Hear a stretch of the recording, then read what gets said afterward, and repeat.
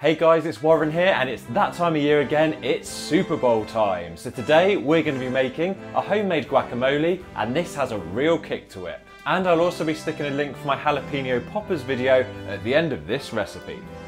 Alright. Okay, to start with, take 2 washed spring onions and roughly chop.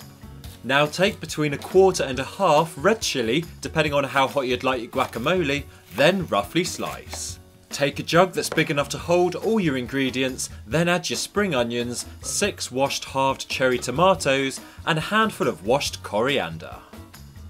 Add your sliced red chillies, then squeeze in the juice from 1/4 wedge of lime. Now take a stick blender and blitz all the ingredients in the jug until nice and smooth. And if you're making larger quantities of guacamole, you may want to use a full-size blender. And next we need to prepare our avocados. So take 2 ripe avocados and slice them in half lengthways until they split in half. Then use your knife to carefully penetrate the stone in the avocado, twist, then remove.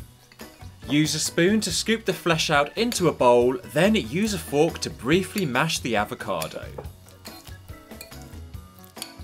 Now add your mashed avocado back into the jug with the other ingredients, and again use your stick blender to blitz until you're happy with the consistency of your guacamole.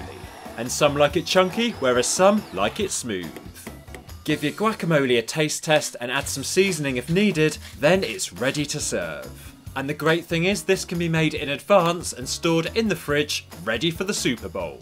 Now, if you loved the look of this guacamole recipe, remember to give this video a thumbs up, and I'll see you again on Sunday with my next video. Remember to subscribe to be one of the first to see it. And also remember to check out that jalapeno poppers recipe by clicking on the link appearing on screen.